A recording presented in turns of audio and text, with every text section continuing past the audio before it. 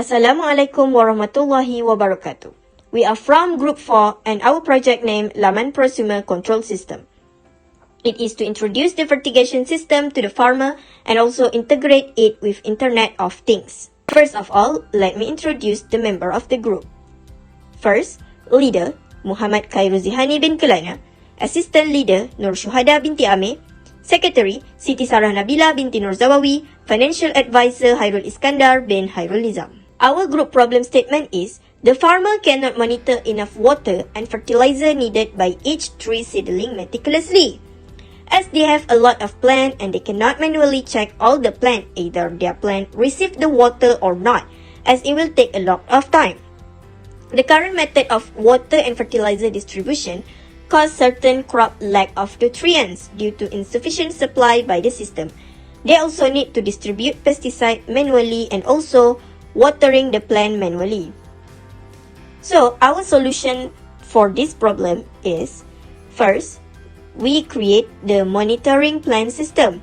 We use soil moisture sensor to detect whether the plant already received the water or not.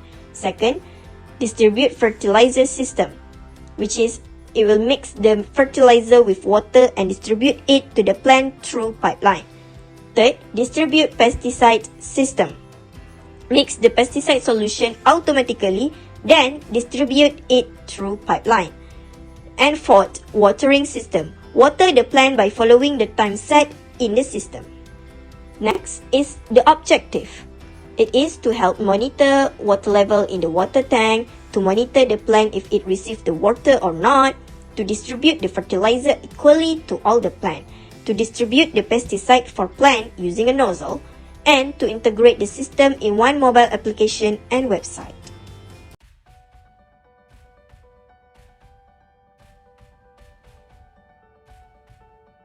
Okay, now we go to the fertilization system.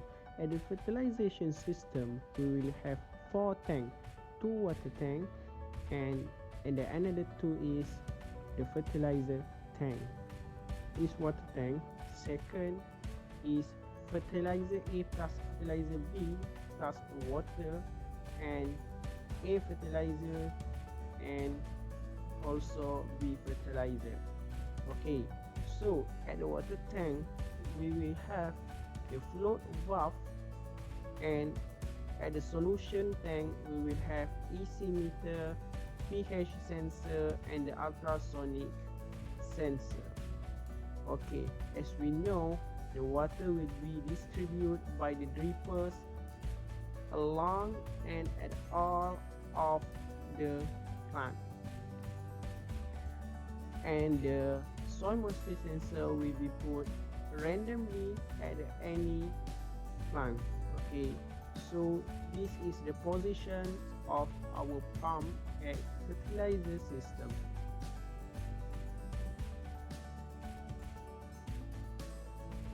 System in our Laman Prosumer Control System is insecticide system. This system is almost the same as fertilization system and watering system, but the pesticide solution will be pumped out and sprayed out using a special spray nozzle from the top of the plant, so that the leaf get the same amount of pesticides. After that, we have plant monitoring system. The first monitoring system is moisture monitoring system. So, in each row of plant, we will install one moisture sensor to ensure that all layers of the plant receive the same amount of water and same amount of fertilizer. After that, we have pH monitoring system. The pH monitoring system will be monitor the pH value of fertilization system. The suitable range of pH is between 5.8 to 6.3, otherwise the plant growth will be corrupted. Last but not least, we have a rain monitoring system. This rain sensor will detect the weather, so when the raining day, so the watering system does not operate. Otherwise, the fertilizer will be waste. Firstly, I will introduce our monitoring level system so that the farmers wouldn't have to check the tank daily or weekly. Firstly, I will introduce the components first, which is this is the yellow one. This is the pipe. The red one is the pipe that we connect to the water supply, and the blue one is the float valve, which is the buoy or pelampung. This is just a conventional float valve system. This valve is very useful, which we don't necessarily need to run to any electrical system, or it will cut our cost too. As we see, this is the tank. When the water level drops, the float goes down. This float will go down and it opens up the valve and allow water to flow in, fill the tank back up. This is the float. The blue one is the float. So it gonna float and rise back to the maximum position before. Then it will close the valve here in the red pipe here. It will close the valve completely and eliminates the inflowing water by closing the valve. The float ball is pretty adjustable to the angle that we want. As we can see, when the pipe is open here, the water will go out, the float ball will go down, and there will be running water to fill up the tank back. And when the valve is closed, the water here is stop running and the valve will rise back to a normal position, and also the tank will be full. Now, we move on to the flow chart of supply water, or what we call as a watering system. So first is start, and then we go straight to the water tank. For this watering system, we decided to use the timer so that every 1 hour, we will watering the plant for 4 minutes every session. For a day, we have 5 sessions. For 5 sessions, 1 session take for about 4 minutes. And we need to water it every 1 hour. So if we go yes, and then we go to the valve. So the valve will be open, and then the water pump will start pump the water. Then the water will go through the pipeline. From the pipe, the water will go straight to the plant. Okay, from the plant, it will go to the soil moisture sensor, which we will be put inside the soil, so that we can detect whether our plant receive the water or not. Okay, so if it's received no water, and then we continue watering. If it's already received the water, then yes, the valve and the pump are closed, which means that the water will stop running, and then the watering process will also stop because all the plant already received the water. That's it for supply water. I'm going to explain to you the circuit design of a breadboard version of a watering system. First, we use the Wi-Fi module ESP8266, and then we use the Arduino Uno, the relay, water pump. Okay, actually, I know this is a motto, but I used it to represent the water pump, and then the plug. This is the breadboard. First, why we use the relay? Because Arduino Uno can only support or supply from 3 to 5 volt. Meanwhile, we want to use the big water pump, which the water pump need to use the power of 12 volt. That's why we use the relay to increase the power. And now we're going to see the schematic version. Okay, this one is the Arduino Uno, and then this one our Wi-Fi module. This is the plug. This is the DC motor, which is it represents water pump. And then this one is the relay. Okay, because this is the 4 module relay, I only use one switch only because we need only one water pump. That's it for my explanation on a circuit design for watering system. Okay, now I'm going to explain to you the breadboard version for you guys' information. Actually, this circuit is included into the watering system as well, but I separate it as it will help me easier. Also easier for us to show you the circuit design. Okay, first of all, we use the ESP8266 Wi-Fi module, and then we also use the soil moisture sensor, and then Arduino Uno. Okay, I'm going to explain to you is that why we need this soil moisture sensor, as I already explained it during the flowchart of supply water, is that from the plant, we need to use the soil moisture sensor because we want to detect whether our plant already received the water or not. It's not received the water, then we continue watering. If it's already received the water, then it's yes, the valve and the pump are closed so that this system only used to monitor the plant only. As you can see, this is the soil moisture sensor, this is the Arduino, and then this is the Wi-Fi module ESP8266. And then soil moisture sensor is used it will be inside the soil because we want to detect whether our plant already received the water or not. If it's not received the water, then the system will continue watering this. If it's already received the water, then the watering process will be stopped. Now, moving on to the next system is the mixing of the fertilization system. As we see here, we have two types of fertilizer, which is fertilizer A, fertilizer B. This fertilizer need to add with water for the mixing process. Firstly, as the top three here, we use the same with the watering system, which is as example, the output is like 100 milliliter per minute. So we will open the timer for maybe 3 minutes for fertilizer A, 3 minutes for fertilizer B, and 4 minutes for water. This ratio is according to the guidance that will be given. Then the system is the same until the mixer tank, which is the mixing process. When the mixing process, here comes the motor, which is when all the ratio is into the tank, it will mixing process is needed because we don't want any sediment or mendapan at the bottom of the tank.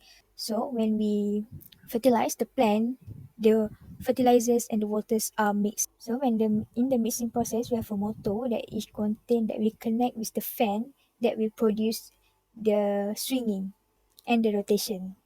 So during the mixing process, we'll also using a fertilization system which has been explained earlier. The system is in synchronized so that the plant receive an equal ratio amount of fertilizers. This is the circuit design for the mixing of the fertilization system. I used Arduino Duo.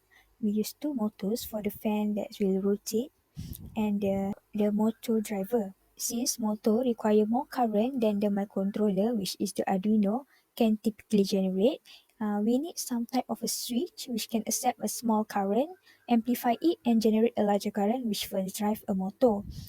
This entire process is done by what is known by a motor driver, that is we use here L293D. This motor also we can control the speed of the fan, we can control the rotation of the fan, and many more. And also it can amplify the volts that the motor needed as the Arduino cannot supply. So this is the connection. We have two motors here because first this is for the tank, for the mixing tank that I've shown in the flow chart earlier, and this is for the pesticides tank. The pesticides also need to be mixing during the spreading because we don't want any sediment at the bottom of the tank. We want it to mix together. For the schematic design, we have here, this is the IC motor driver L293D. These are the two motors and this is the Arduino Duo. Okay, now we're going to see the flowchart of the pesticide. Okay, for the flowchart of the pesticide is first we start and then we go to the tank. From the tank, for pesticide system also we decided to use a timer. Okay, for pesticide is that it have 2 sessions per day. One session is our system will spray the pesticide for 12.5 milliliter. And it will take for about 3 minutes for this spray. Okay, if it's met the condition, if it's time for us to spray the pesticide or to distribute the pesticide, then we will open the valve and then it will start the motor, and it will from the motor will start moving the mixer.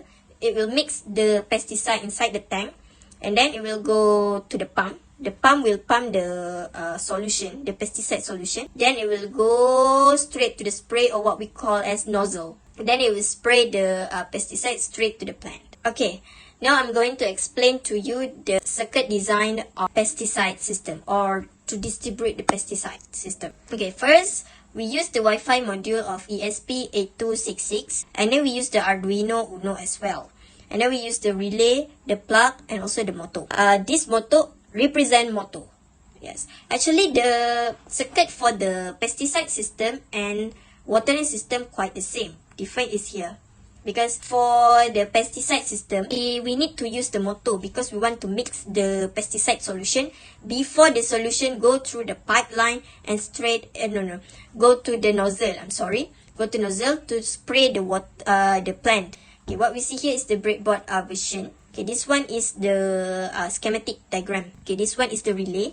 Okay, we use only one switch because this is the 4-module relay. We only use the first switch. Why? Because we only need one motor to mix the pesticide solution. And then this is the Arduino Uno. This is the Wi-Fi module ESP. This is the plug, and this one is the motor. That's it. My explanation or my presentation for the pesticide system.